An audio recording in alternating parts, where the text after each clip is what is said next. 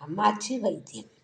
இன்று நம்ம ஒரு அருமையான ஒரு கூட்டு குழம்பு செய்ய போகிறோம். அது எப்படி? அதுக்கு முன்னாடி நீங்கள் லைக் பண்ணுங்கள், ஷேர் பண்ணுங்கள், சப்ஸ்கிரைப் பண்ணுங்கள். இந்த பாருங்கள், இதுதான் கொண்டக்கடலை குழம்பு. அருமையாக இருக்கும், சாப்பிட செம்ம டேஸ்ட்டாக இருக்கும். இதில் நம்ம என்னென்ன சேர்க்க போகிறோம்னாக்கா, இதை முதல்ல நீங்கள் என்ன பண்ணணும், கொண்டக்கடலை ஒரு 1/4 கிலோ வாங்கி அதை நல்லா முதல் நாள் நைட்டே ஊற வச்சுருங்க. ஊற வச்சு காலையில் டிஃபன்லாம் முடித்த உடனே அதை கொண்டக்கடலையாக குக்கரில் போட்டு ஒரு 5 விசில் வர மாதிரி வேக வச்சுருங்க. வேக வச்சு எடுத்து வச்சுக்கோங்க.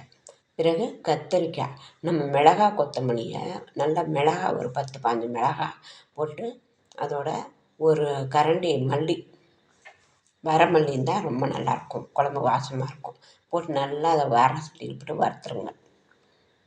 பிறகு தேங்காய் ஒரு மூடி அதையும் எடுத்து திருவிக்குங்க. சின்ன வெங்காயம் ஒரு கைப்பிடி அளவுக்கு, தக்காளி ஒரு 4 பழம் போட்டு கட் பண்ணி அதை நல்லா வதக்கிக்குங்க.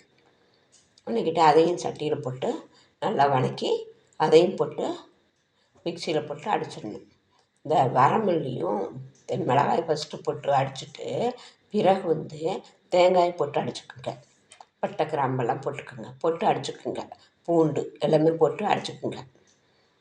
அதுக்கு பின்னாடி தக்காளி வெங்காயத்தை நல்லா வதக்கிவிட்டு அதை அதையும் தூக்கி விட்டு நல்லா அடிச்சிடுங்க. பூண்டும் சேர்த்துக்குங்க, போட்டு அடிச்சுக்கிட்டு பிறகு என்ன பண்ணோம்னா ஒரு கைப்பிடி வெங்காயம், சின்ன வெங்காயம், பிறகு தக்காளி ஒரு 4 தக்காளி, 4 வேணாம் 2, ஏன்னா அதுலேயும் 4 போட்டுக்கோங்க, நான் 2 இருந்தால் போதும். போட்டு 2 தக்காளி எல்லாம் கட் பண்ணி வச்சுக்கோங்க. பூண்டு நல்லா ஒரு 10-15 பல்லு போட்டுக்கோங்க. தேங்காய் ஒரு மூடி என்ன பண்ணணும், சின்ன சின்ன பீஸாக போட்டு கட் பண்ணிக்கோங்க. போட்டு இதெல்லாம் ரெடி பண்ணி வச்சுக்கோங்க. கருவேப்பிலை கொத்தமல்லி வச்சுக்கோங்க. இது ஒரு கொட்டை புளி மட்டும் ரெடி பண்ணிக்கோங்க. இப்போ என்ன பண்ணால் நம்ம அடுப்பில் வானொலி வச்சு அதில் என்ன பண்ணோம்னா நம்ம பட்டை கிராம்பு போட்டு தாளிச்சிடணும். தாளிச்சுட்டு இந்த சின்ன வெங்காயம், பூண்டு இதெல்லாம் போட்டு வணக்குங்க. கருவேப்பிலை போட்டு முதல்ல தாளிச்சுட்டு அப்புறம் பட்டை கிராம்பு எல்லாம் போட்டு தாளிச்சுட்டு அப்புறம் தான் சின்ன வெங்காயம், பூண்டு எல்லாத்தையும் போட்டு வணக்கணும். தக்காளி ஒரு 2 கட் பண்ணியிருக்கீங்களா, அதையும் போட்டு நல்லா வதக்கி நல்லா வதங்கிடணும். வதங்கணும். இந்த கொண்டக்கடலை, கத்திரிக்காய் அரிஞ்சு சின்ன பொடி கத்திரிக்காயை வாங்கிங்க, முழு கத்திரிக்காயை போட்டுக்குங்க. அதையும் போட்டு நல்லா வதக்கி விட்டுருங்க.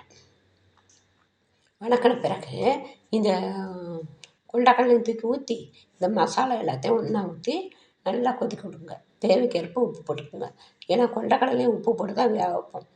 அதனால் அது போட்டு வேக வச்சுக்கோங்க. தேவைக்கேற்ப இருக்கணும், கூட இருக்கக்கூடாது, கொஞ்சம் பார்த்து போட்டுக்கோங்க. பிறகு ஒரு கொட்டை புளி ஊற்றி நல்லா கொதிக்க விடுங்க. கொதித்த உடனே கத்திரிக்காய் செம்ம சூப்பராக இருக்கும், வாசம் கம்மாளிக்கும் பாருங்க. அது செஞ்சு சாப்பிட்டிங்கனாவே சூப்பராக இருக்கும். தேங்காயெல்லாம் பல்லாக போட்டதுனால நல்லா மென்று சாப்பிட பிள்ளைங்களுக்கு ரொம்ப அருமையாக இந்த குழம்பு பிடிக்கும். செய்து பாருங்கள். நன்றி, வணக்கம்.